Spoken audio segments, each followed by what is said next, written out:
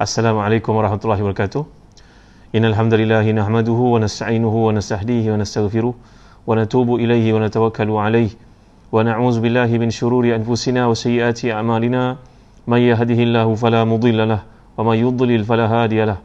Allahumma salli wa sallim wa barik ala Muhammad wa ala ali Muhammad kama sallaita wa sallamta wa barakta ala Ibrahim wa ala ali Ibrahim fil alamin innaka Hamidum Majid. Amma ba'd. Pada malam ini tadabbur kita adalah pada surah At-Taubah, dan surah At-Taubah ni seperti yang kebiasaannya saya akan jadikan rujukan utama pada malam ni adalah Tafsir Al-Munir karangan almarhum Syekh Dr. Wahab Az-Zuhaili, seorang ulama dari Syam, di Syria, dan saya bacakan di awal kajian beliau, tulisan beliau tentang tafsir surah At-Taubah ini. Surah At-Taubah merupakan surah Madaniyah, 129 ayat.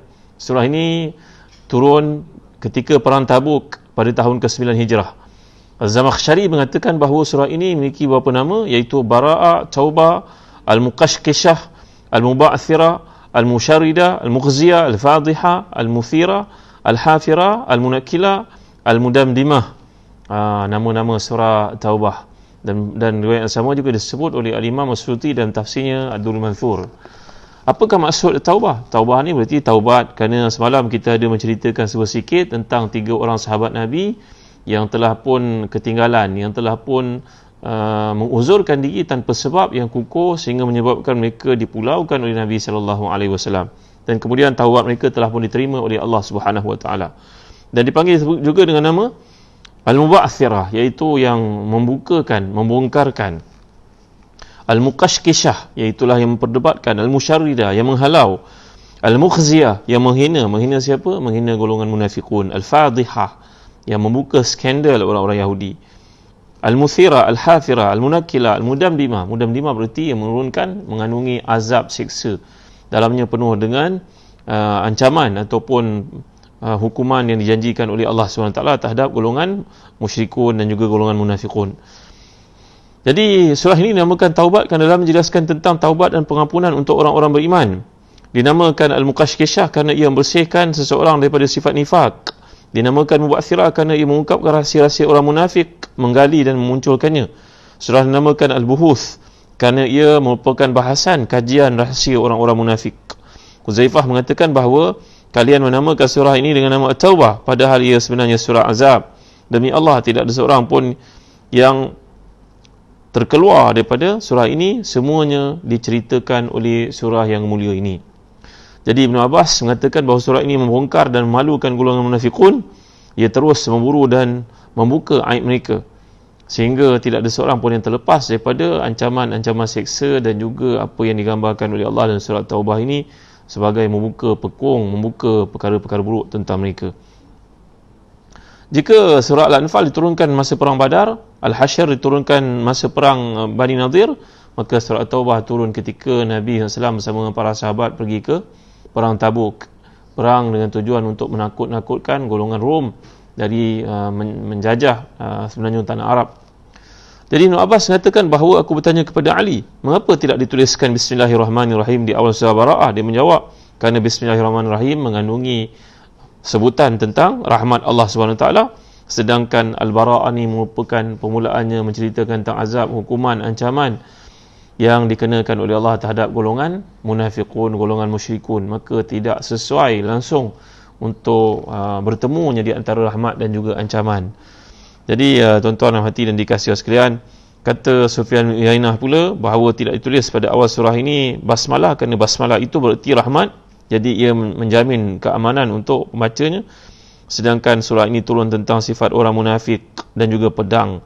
Jadi tidak ada keamanan yang ditawarkan oleh Allah dan juga Islam kepada golongan munafiqun.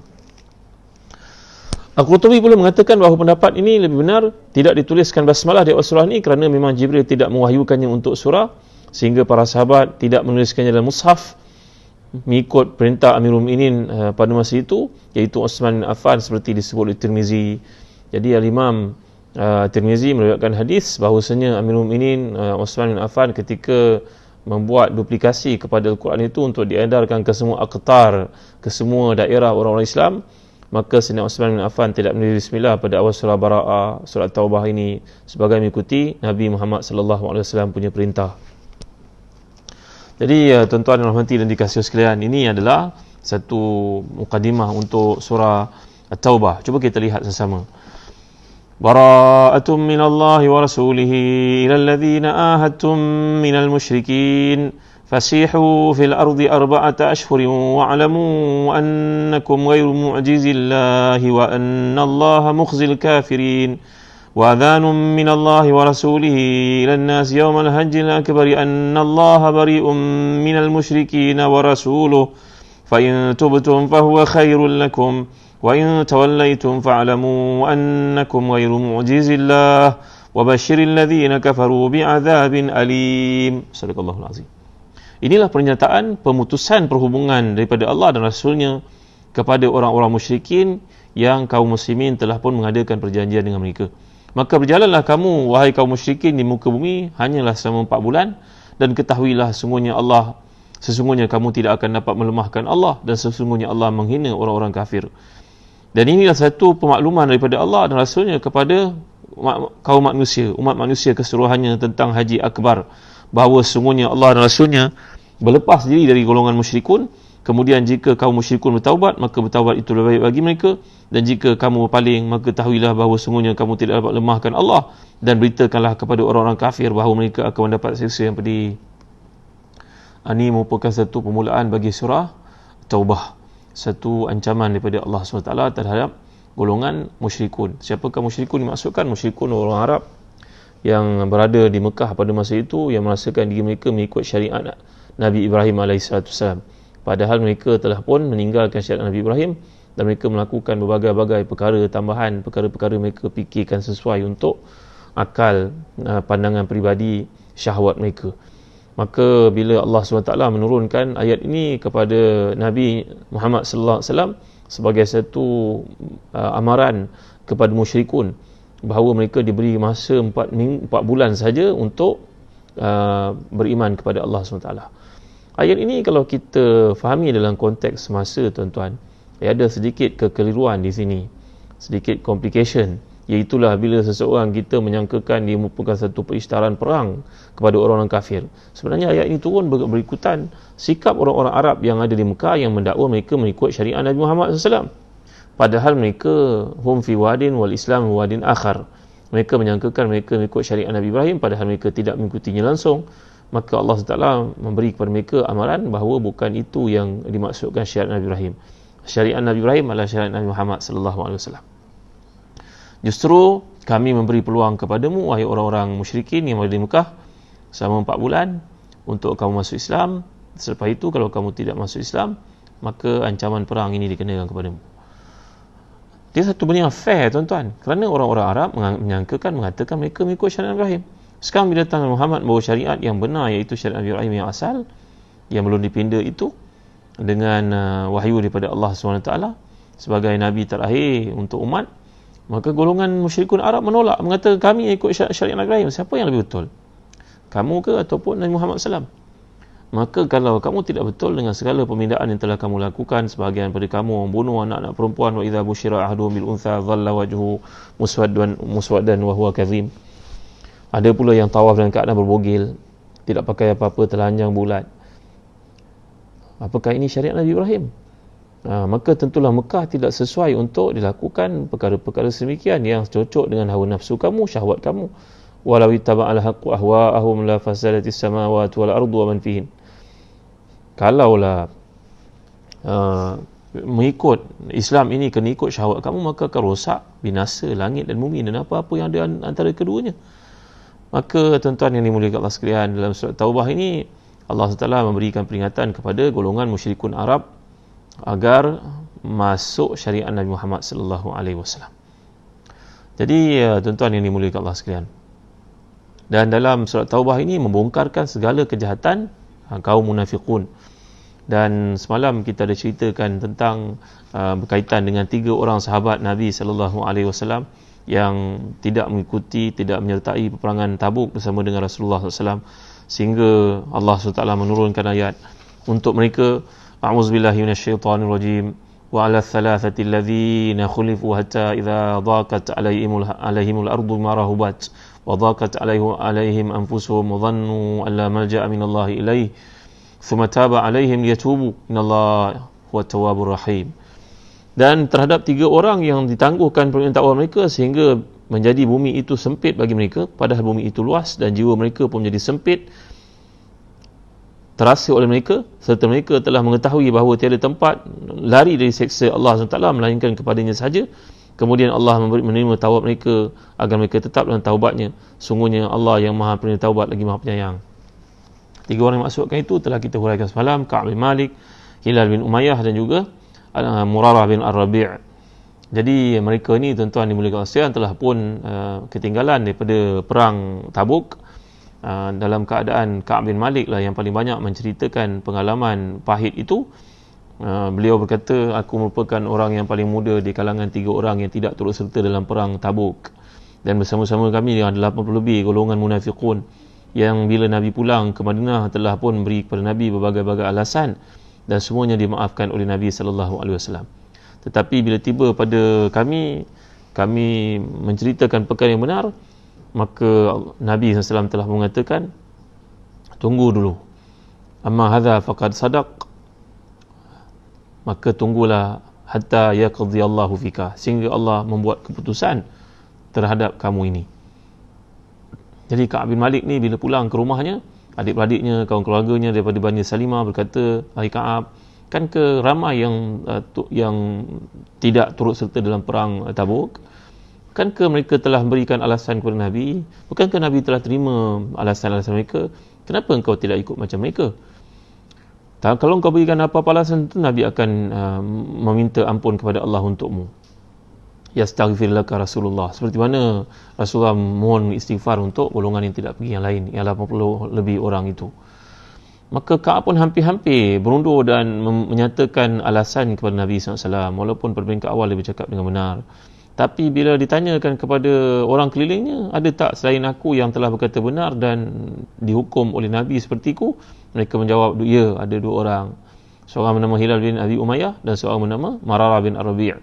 Kedua-dua orang itu merupakan jago panglima perang yang telah turut serta dalam perangan Badar yang lalu. Tuan-tuan dan puan-puan dimuliakan Allah sekalian, maka Nabi SAW pun telah menjatuhkan hukuman pemulawan terhadap mereka bertiga. 10 hari, 20 hari, 30 hari, 40 hari. Tiba 40 hari, datang utusan untuk meminta isteri-isteri kami dikembalikan kepada ayah ibu masing-masing. Kecuali Hilal bin Abi Umayyah, yang mana isterinya mengatakan kepada Rasulullah, mengadu bahawa suaminya Hilal itu telah terlalu tua dan tidak boleh menguruskan dirinya sendiri. Izinkan saya untuk berada di rumah untuk membasuhkan baginya pakaiannya, masakkan untuknya makanannya. Maka Nabi SAW benarkan dan berkata, cuma waktu malam kau tidak boleh bersama dengannya, kau kena pulang pada waktu malam. Siapkan apa yang perlu untuk dia, lepas tu kamu pulang. Allahu Akbar, Masya Allah, Tabaraka wa Ta'ala. Dan kita baca dalam kitab Riyadhus Salihin ketika menceritakan tentang bab taubat, maka Imam An-Nawawi mengemukakan kisah yang panjang ini daripada riwayat Imam Bukhari, daripada riwayat Imam Muslim, tuan-tuan dimuliakan Allah sekalian. Maka satu hari tiba-tiba datang satu utusan, dan utusan itu mencari seorang bernama Ka'ab bin Malik. Orang lain pun menunjukkan ke arahku. Lalu orang itu pun datang menyerahkan surat daripada Raja Ghassan. Raja Ghassan ni seorang beragama Kristian, tuan-tuan. Jadi dalam surat yang dikemukakan kepadaku itu berkata, sebenarnya telah sampai berita kepada kami bahawa sahabatmu iaitu Muhammad SAW telah memusuhimu. Allah tidaklah menjadikan kau untuk jadi orang hina di dunia dan dihilangkan hak-haknya seperti berlaku. Maka itu datanglah kepada kami, maka kami akan membirakanmu. Ya Allah, aku membaca surat tersebut, kata Ka'ab bin Malik. Lalu aku berkata, ya Allah, ini musibah yang berikutnya pula, iaitulah musibah untuk mengajak aku murtad. Lalu sahabat yang mulia ini, Ka'ab bin Malik, mengambil surat tersebut, dia pergi ke dapur, dibakarnya surat tersebut. Pada masa itu tempoh pemulawan adalah 40 hari. Dan bila masuk hari ke-50, tuan-tuan dimuliakan Allah sekalian, Ka'ab bin Malik ini sedang sembahyang di bahagian atas rumahnya. Kalau kita pergi ke negara orang Arab, musim panas, mereka naik di bahagian atas sutuh, dipanggil. Sutuh ni bahagian atas rumah. Mereka tidur, mereka masak teh, mereka berehat di atas. Kerana lebih selesa untuk di atas rumah banding dengan dalam rumah kalau musim panas. termasuklah Madinah ni panas kalau waktu panas. Maka tiba-tiba pada hari itu aku seperti biasa datang sembahyang, walaupun orang tidak menegurku, aku bagi salam mereka pun mereka tidak jawab. Masuk hari ke-50 aku sembahyang sunat fajar. Sunat fajar ni sembahyang sunat sebelum subuh tuan-tuan ya. Mungkin dia tahajud, mungkin ia selepas azan subuh, maka dipanggil sebagai sunat fajar. Rakaat al-fajri khairun min dunya wa ma fiha. Dikatakan dalam hadis sahih dari Nabi sallallahu alaihi wasallam, 2 rakaat fajar itu lebih baik pada dunia dan seisi kandungnya. Maka aku pun sembahyang sunat 2 rakaat. Kemudian masuk azan subuh aku pun pergi ke masjid untuk sembahyang subuh. Tuan-tuan rahmati dan dikasihi sekalian, sebaik saja aku sembahyang subuh pada hari itu, tiba-tiba aku pun melihat seorang daripada lepas sembahyang subuh itu, aku melihat Nabi SAW berada dalam satu kumpulan, dikelilingi oleh para sahabat, dan wajah Nabi menjadi sangat ceria, gembira, senyum Nabi SAW. Maka seorang daripada mereka yang sedang duduk itu bernama Talhah bangun untuk memberi berita gembira kepadaku, mengatakan bahawa abshir ya Ka'ab, sesungguhnya Allah telah menerima taubatmu. Tuan-tuan, 50 hari dipulaukan oleh Rasulullah dan para sahabat yang lain kerana tidak pergi peperangan Tabuk. Maka pada hari itu merupakan hari yang paling gembira bagiku, dan aku beria-ia datang bertemu Rasulullah SAW dan bertanya kepada Rasulullah, "Wahai Rasulullah, apakah ini daripada Rasulullah? Taubat diterima ini daripada Rasulullah ataupun daripada Allah Subhanahu Wa Taala?" Maka jawapan Nabi SAW, "Wahai Ka'ab, ia merupakan jawapan pemberitahuan daripada wahyu Allah Subhanahu Wa Taala. Ia daripada Allah. Sungguhnya Allah telah menerima taubatmu. Allah telah menerima taubat sahabat-sahabatmu daripada kalangan yang 3 orang ini." Maka tuan-tuan yang dimuliakan sekalian, berkatalah Ka'ab bin Malik kepada Rasulullah dan kepada sekalian para sahabat, "Inilah hari yang paling gembira buatku, hari yang tidak pernah aku merasa gembira seperti ini, kerana kami disebut oleh Allah dalam Al-Quran. Oleh itu wahai Rasulullah, kerana berkata benar ini telah menyebabkan saya diuji oleh Allah dan saya diterima kembali oleh Allah, maka saya tidak akan berkata melainkan kebenaran sahaja dalam hidup ini."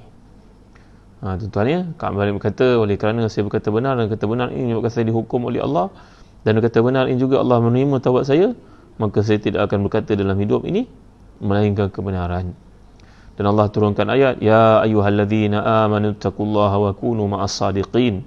Wahai orang yang beriman, bertakwalah kepada Allah dan hendaklah kamu bersama dengan orang-orang yang benar, orang-orang yang berlaku benar.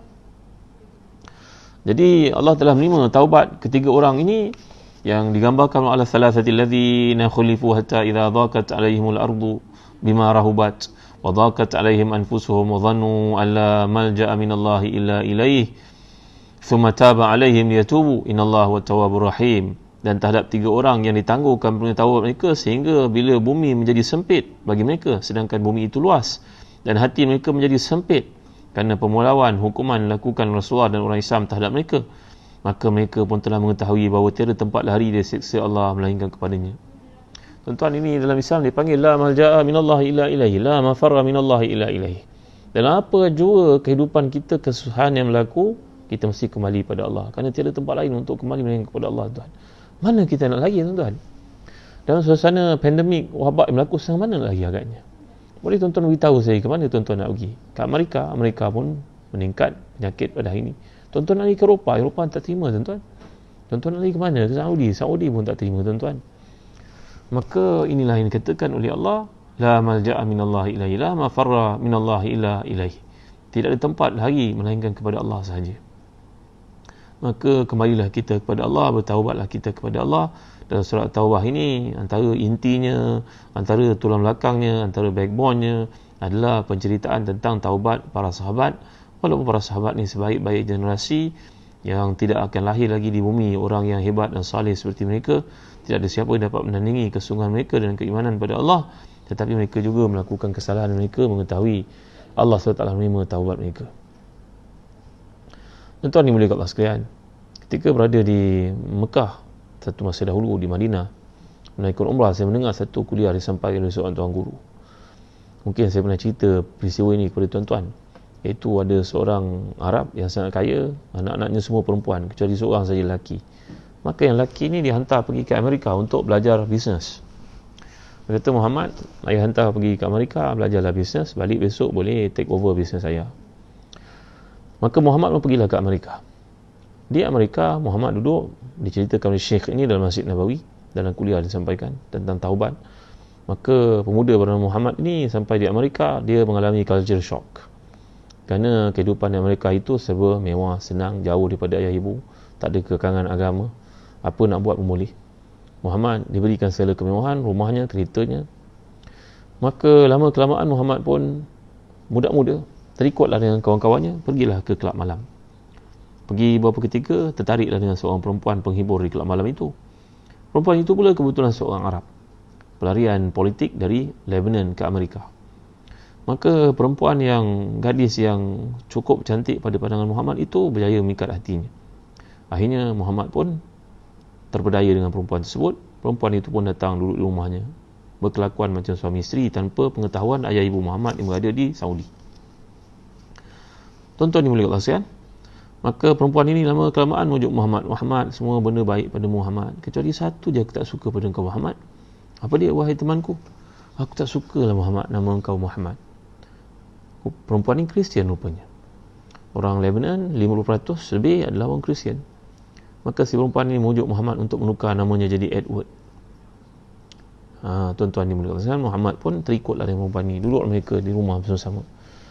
Lama kelamaan, berbulan-bulan, Muhammad merasa bersalah dalam dirinya. Tiap-tiap kali ibunya menelpon, mengharapkannya kekal dalam iman, Muhammad bersalah sangat. Doa ibu yang berada di Saudi itu berkesan untuknya.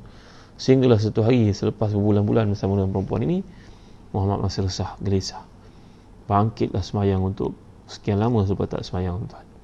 Nangislah Muhammad ini bersungguh, mengadu pada Allah nasibnya. Budak perempuan itu pun tersedar, dan perempuan itu pun bangun melihat Muhammad sesemayang. Budak perempuan itu menjadi marah. Dia pun meninggalkan Muhammad pada malam itu dan hilanglah kabarnya beberapa hari. Tiba-tiba, tuan-tuan dimuliakan Allah sekalian, sampai berita kepada Muhammad, keluarga perempuan ini menelpon bahawa dia terlibat dengan kemalangan yang raya. Datanglah ke hospital. Muhammad pergi ke hospital, budak perempuan ini sudah mati. Budak perempuan Kristian ini. Maka keluarga ini bersungguh-sungguh bertanya Muhammad, sejauh mana seriusnya hubunganmu dengan perempuan ini, wahai Muhammad, dengan anak kami ini Muhammad, Mr. Muhammad. Muhammad jawab, tak, kawan biasa. Kalau kawan biasa tak Muhammad, tapi kami melihat macam-macam mesej dan telefon kamu sama dengannya. Tak ada, kawan biasa. Akhirnya mereka menerangkan, Muhammad, sebenarnya kami nak beritahu engkau bahawa gadis ini adalah seorang yang HIV positif. Dia bunuh diri sebenarnya. Dalam diagnos oleh pakar mendapati dia bukan kemalangan, tapi dia bunuh diri. Muhammad pun terkejut. Muhammad pun ketakutan. Muhammad merasa sangat resah. Muhammad balik mendapat nasihat dari kawan-kawannya untuk mendapat medical check up. Pergilah Muhammad ke hospital untuk buat medical check up. Beberapa hari kemudian keluarlah keputusannya. Semuanya dipanggil Muhammad dalam keadaan kelang kabut, takut, mandinya tidak basah, tidurnya tidak nyenyak, makannya pun tidak terasa. Tuan-tuan dia pergi ke hospital untuk mendengar penjelasan doktor. Mr. Muhammad dibaca satu keputusan-keputusan yang di finding daripada doktor dalam result kesihatannya. 1, 2, 3, 4 sampai ke bahagian HIV test. Kata doktor itu negatif. Negatif, tuan-tuan. Ya, negatif. Muhammad terkejut. Sujud syukur dia. Kembali dia ke apartmennya. Muhammad pun mengemas segala peralatannya, barang-barangnya, mana boleh bawa pulang, dibawa pulang. Hari itu juga Muhammad balik ke Saudi. Allahu Akbar, Masya Allah, Tabaraka wa Ta'ala. Muhammad sampai Saudi, disambut ayah ibunya. Muhammad bertukar menjadi seorang yang saleh. Sembayangnya, ibadahnya, Qurannya. Dan tiba Ramadan selepas itu, Muhammad minta izin daripada ayah ibunya untuk berada di Madinah, untuk mengingati Qurannya, untuk berjumpa dengan tuan guru, untuk iktikaf, untuk sembahyang tarawih dan sebagainya. Maka ibunya membenarkan Muhammad. Sebulan Muhammad berada di Madinah.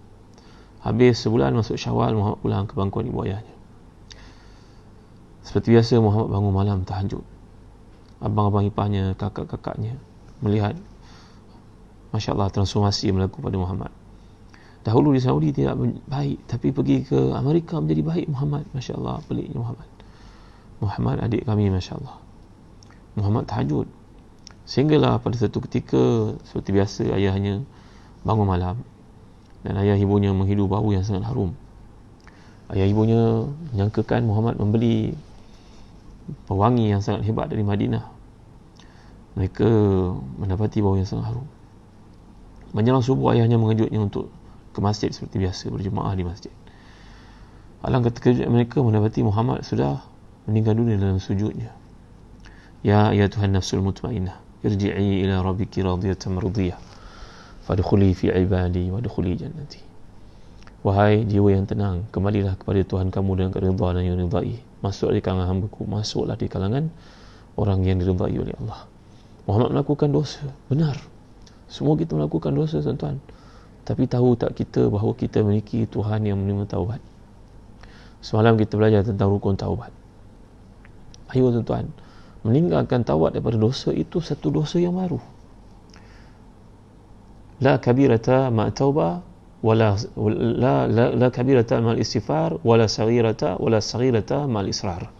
Kata para ulama, tidak ada dikira dosa besar apabila beristighfar, bertaubat, dan tidak dikira dosa kecil apabila konsisten melakukan dosa kecil. Tidak lagi dianggap dosa kecil, ia menjadi dosa besar. Orang yang isap rokok, tak apa dosa kecil, ya dosa kecil. Tapi kalau berterusan, macam mana cerita tu tuan-tuan?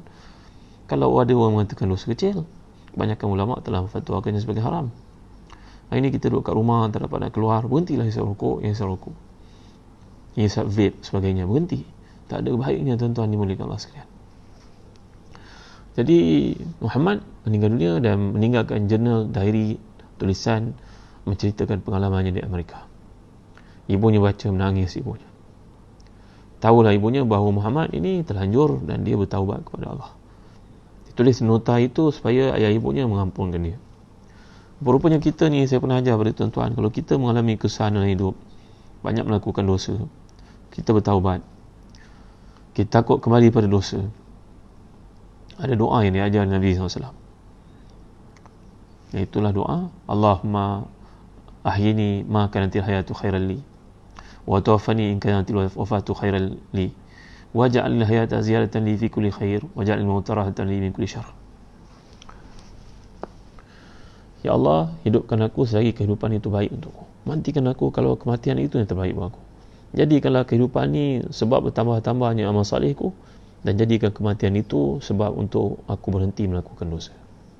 Doa ini juga telah dibacakan oleh Syekhul Muhaddithin Al-Imam Al-Bukhari ketika beliau kembali ke Uzbekistan, ke Bukhara.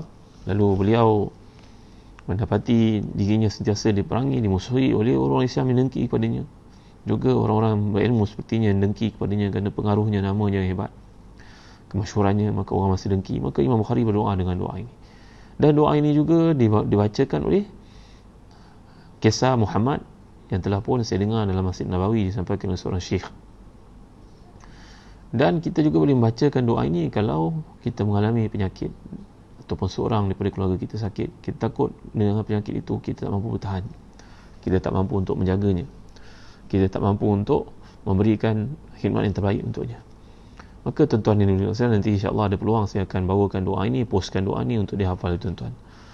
Jadi kisah taubat ini adalah satu benda peluang dalam Islam untuk setiap orang yang berdosa. Setiap orang yang melakukan dosa besar, mereka bertaubat, mereka akan dapat syafaat Nabi SAW di akhirat.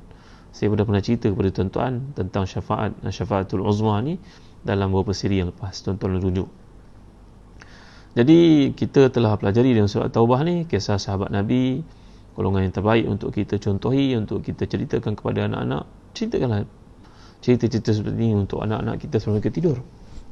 Ini bedtime story yang terbaik supaya anak-anak kita tidur dengan akidah, anak-anak kita tidur dengan tauhid, anak-anak kita tidur dengan bimbingan daripada Allah SWT dan bimbingan daripada Islam, daripada sirah Nabi, daripada tafsir Quran dan sebagainya. Jadi tuan-tuan, ambillah peluang pada hari-hari berbaki yang kita dikehendaki berada di rumah seperti sekarang ni, bacalah tafsir. Antara tafsir yang terbaik yang telah pun saya cadang kepada tuan-tuan, tafsir Al-Munir ini adalah sebaik-baik tafsir untuk kita tadabbur ayat-ayat Allah SWT.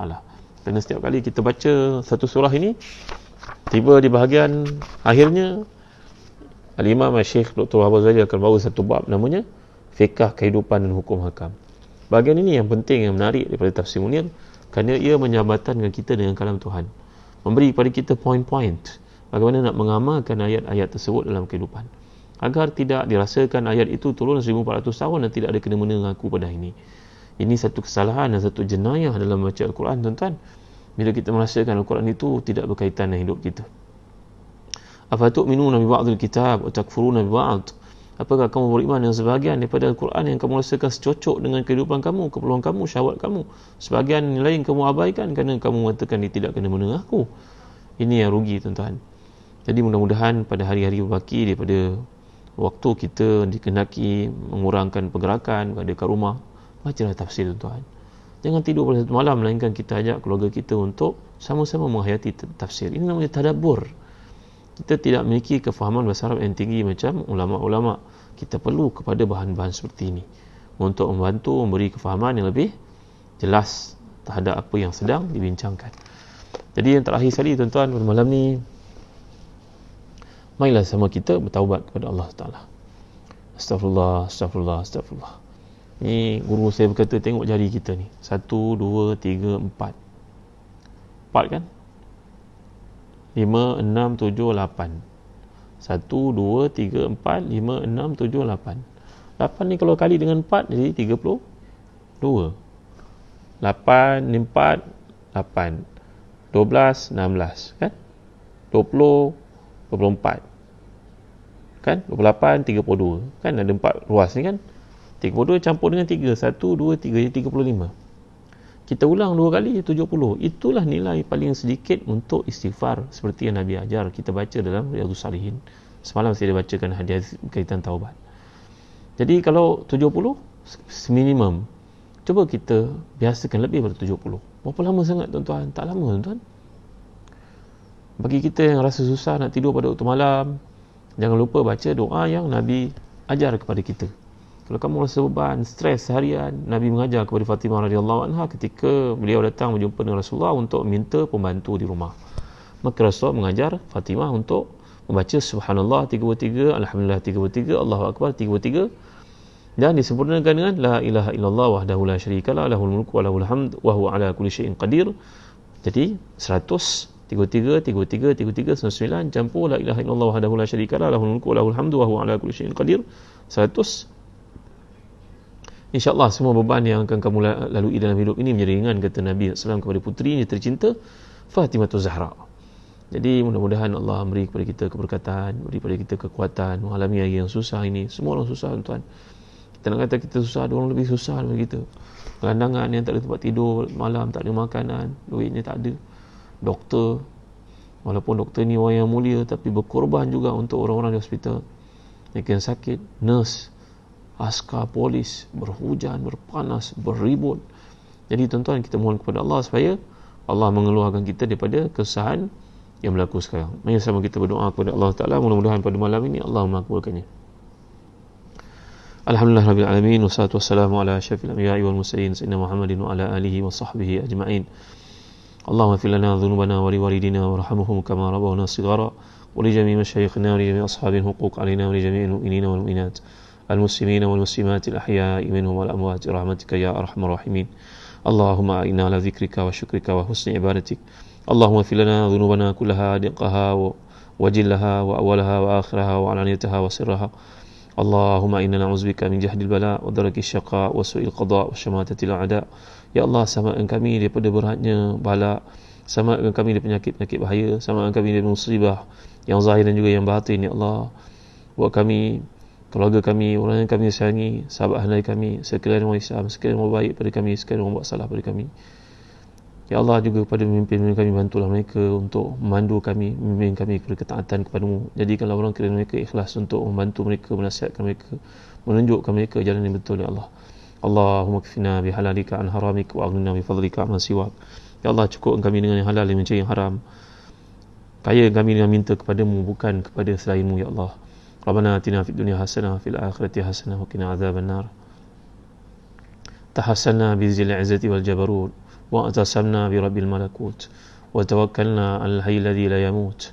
Isrif anna al adha, isrif anna al adha, isrif anna al adha, innaka ala kulli syai'in qadir. Rabbana atina fid dunya hasanah wa fil akhirati hasanah wa qina adzabannar. Wahai Tuhan kami membentengkan diri kami dengan memiliki kemuliaan. Kami mohon perlindungan kepada yang memiliki kerajaan yang maha besar, iaitu Engkau, Ya Allah. Kami bertawakal kepadamu yang tidak akan mati, Ya Allah. Ya Allah, jauhkan kami daripada, selamatkan kami daripada ujian ini, ya Allah. Peliharalah kami daripada ujian ini, ya Allah. Selamatkan kami daripada ujian ini, ya Allah. Sungguhnya Engkau Maha Kuasa atas segala sesuatu. Wa sallallahu ala sayyidina Muhammad wa ala alihi wa sahbihi wa sallam. Alhamdulillahirabbil alamin. Taqabbalallahu minna wa minkum. Insya-Allah kita akan jumpa lagi pada kuliah yang akan datang pada malam esok pada waktu yang sama. Sebarkanlah kalimah yang mulia ini, mudah-mudahan padanya kebaikan, padanya merupakan rawatan, padanya merupakan penawar kepada mereka yang susah di luar sana. Wallahu a'lam, sallallahu ala sayyidina Muhammad wa ala alihi wasallam. Wassalamualaikum warahmatullahi wabarakatuh.